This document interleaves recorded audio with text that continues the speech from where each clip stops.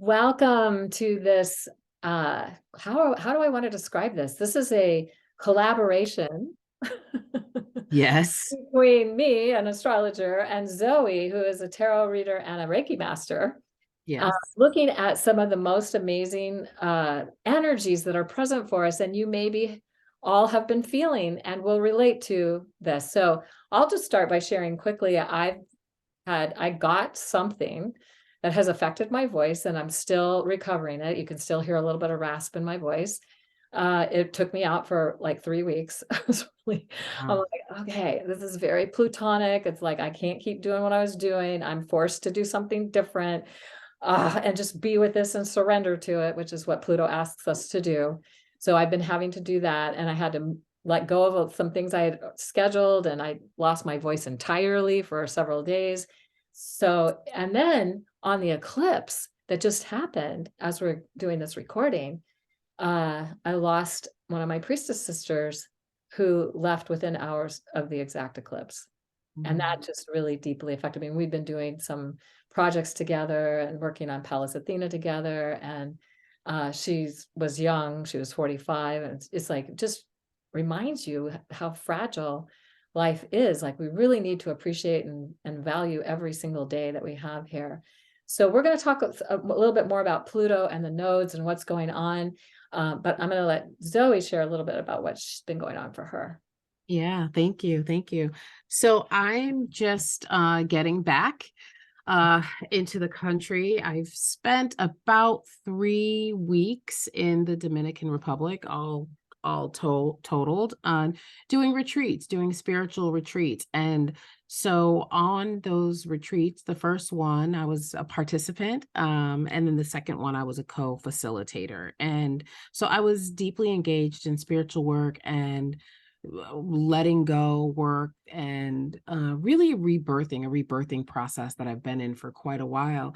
And when I got back to the country on Monday, it was not a smooth reintroduction. I would say for me, right, the 2 days before the eclipse, I want to say, or the day before the eclipse, I had flat tires, I had low tires.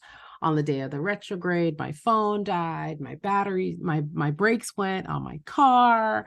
And so there's been lots of changes since I got back in the country. And one of the things I was sharing with Caitlin is the message that I've been getting is this message of new, using the things that I have now, not saving them. Because I do have a Capricorn rising. So there's a lot of saving energy with me. There's a lot of like preserving and using a little at a time. So I'll have, and spirit's like, no, use all of your spiritual herbs in your bath.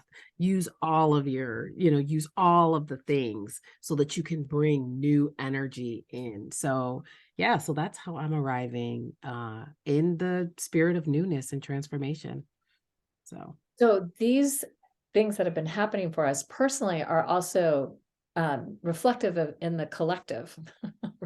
Oh, I like that. Reflective in the collective. Uh-huh. So, the what's inspiring is that the eclipse that just happened on April 19 or 20, depending on your time zone when it was exact, was squared by Pluto. And the nodes were also, anytime we have an eclipse, the sun and the moon are very close to the nodes, to either the north node or the south node. This was the north node eclipse. And we are going to have the Pluto square to the nodes close for the rest of this year. And in fact, they'll be exact in July. There'll be an exact square as the north node moves into Aries and the south node moves into Libra. Pluto will have retrograded back into at 29 degrees Capricorn, and the nodes will be at 29 degrees Aries Libra. So there's this exact, and they stay really close for several weeks. They have an exact point on July 22nd, July 24th or 5th, July 28th. There's like, they're kind of hanging out exact, really precisely right at the eclipse point where the eclipse energy took place at that 29 degrees Aries point is where the north node is. So the nodes represent the past and the future. The south node is where we're coming from. skill sets, also things of the past we maybe still need to resolve and heal within ourselves. And the North Node represents the direction we're moving in. You could say destiny, future, fate, but actually, sometimes I have thought that the thing about destiny, fate, and free will is that our free will is how we choose to deal with the things that we get to deal with. Mm. And that there are some things that are actually happening for a reason that we don't always understand. And especially when Pluto's involved, it's like, okay, how are we going to transform and grow? That's the opportunity that we have. So this whole thing with Pluto square the nodes, the last time in Aries Libra, the last time it happened at any time in anything close to this was when the North Node was in Libra, the South Node was in Aries in 1772. And there was an exact Pluto square to the nodes. And the reason this doesn't happen in these signs all that often is that Pluto takes 246 to 248 years to come back to a starting place. And the nodes will take about 18 and a half years to come back to a starting place. So they don't always line up like that. So it's been a long time since we've had Pluto square the nodes in the way that this is happening. So this is a unique moment in time. Plus, we just had that powerful eclipse with Pluto square that. We're going to have this energy present for us until the end of the year. So here's a few things to think about in terms of that. Pluto is about facing our fears. It's about transformation. It's about alchemy. It's about the butterfly, the caterpillar becoming the butterfly. The caterpillar goes through a dissolution. It's no longer a caterpillar. It turns into a primordial goo inside the cocoon. Then it becomes a butterfly. And once it's a butterfly, it can get out of the cocoon. As a caterpillar, it can make the cocoon, but it can't get out of the cocoon. As the butterfly, it can get out of the cocoon. And it has to go through a narrow opening to get out of that cocoon. And by going through that narrow passage, it's initiation, it strengthens the butterfly's wings so it can fly. And monarch butterflies can fly 3,000 miles from like south of Canada, and like Wisconsin, northern states, that from there all the way down to Mexico and spend the winter there. And then they fly all the way back up and lay their eggs, and then the new caterpillars are born. So there's this massive transformational energy that is present for us the rest of this year. Pluto is going to stay within 5 degrees of the nodes. It will be exact in July, and it will stay within 5 degrees until mid-December. So this energy is powerfully present, and it's activating like what's in the way, what's from the past that's still in the way, fears, beliefs, judgments, conditioning, those kinds of things that we may have experienced, as well as the things that could help us move forward that we don't have connection to, or that we need a stronger connection to, or it would be better if we paid more attention to. And looking at our shadow and the places that we're afraid of, because if we're not paying attention to our fears and embracing them and transforming them, they are deciding where we go. It's because we have to go the opposite direction of what we're afraid of. So this is just such a powerful transformative opportunity for us all individually and collectively as a planet. It will be interesting to see how this will play out. I think something's being seeded, because if you think back to 1772, what was seeded at that time then later became the American Revolution and the Declaration of Independence for the United States. Of course, the United States has never really lived up to that declaration, and or even some of the other things that happened, but something massive was being seeded back in 1772, because it took a while to even get to that point of having this Declaration of Independence that was declared. So that's just one example I can think of historically of what happened back that time, that we can imagine something massive is happening. Now, we won't know for a few years what that is, but as long as we're doing our work, we're paying attention, we're embracing our fears, we're facing our shadow, we're transforming the things that we can. And I'm going to turn this over to you, Zoe, here in a second. because I know you've been doing shadow work. And so maybe you can speak into that a little bit. Mhm. But this is taking the fears and the things that scare us and turning them into our strengths. And that doesn't happen overnight. And it's not always easy. And sometimes it's not something we even really want to do. But when we do it, on the other side of it, we get to be more of who we truly are. We die to who we think we are so we can be who we truly are. So with that, I'm going to give this over to Zoe. Yeah, thank you so much for that explanation. And I just want to go back for a second. So in 1772, it was Aries South Node, Libra North Node. So they were going towards that Libra ideal. Yes. Didn't quite get it, got some stuff, didn't quite. And so now it's going towards the Aries ideal, which we talked about last month. I'll So, just add really quickly, and Aries is about restoring justice, cosmic right, order. It's like, okay, what right. is it going to take to right the wrongs that have happened over the last 250 some years? Right, right. And so for those of you all who didn't see our last video about high magic, go back and look at it, because Cayelin did a great overview of that Aries and what that is at the higher octave. So yeah, for me, Cayelin just let me know that I'm in a Pluto cycle coming to the end of it. And so yeah, I've been doing pretty intense shadow work since 2017, 2018. I can't really remember, even though I didn't know that's what it was called at that time. And that was really focusing on dreams, doing the work in my dreams. I've been a part of something called dream planting. And so the shadow work entailed shedding the dreams and the ancestral pattern of dreaming. So I've been doing shadow work by healing ancestral energy. And then last winter, I started to do shadow work. So I'm going to transition to the cards, because I started to use tarot for shadow work, and just got the message recently to continue throughout the year. So I've been using this Earth and Bone deck, which I absolutely love. And I've been using the Murder of Crows tarot. And so the reading that I'm going to do now is, what is the shadow message for us for this time? What is the collective shadow message? And then the second question is going to be, what's waiting to blossom? So what's being dissolved in that caterpillar's cocoon, right? What is being dissolved and what is wishing to emerge? So first, we're going to just do the overall shadow message. So this one. So kind of just where we're at. Where are we?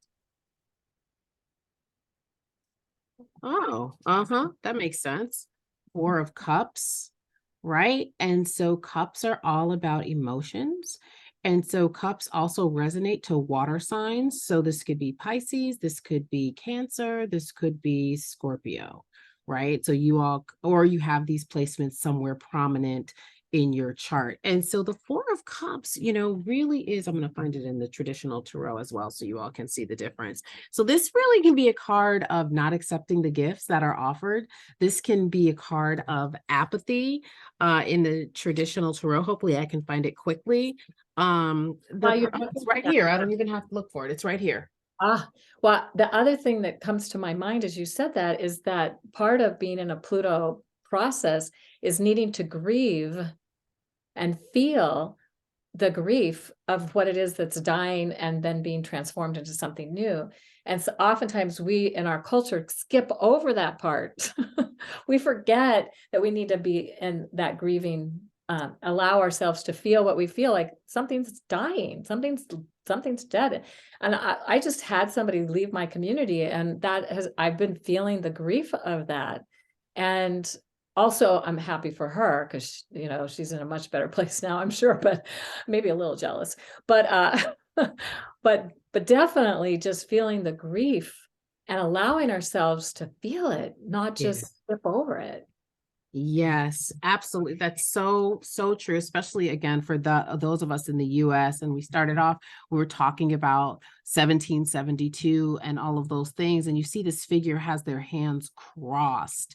And you even can see sort of this can be a card of contemplation as well, but also boredom and disconnect.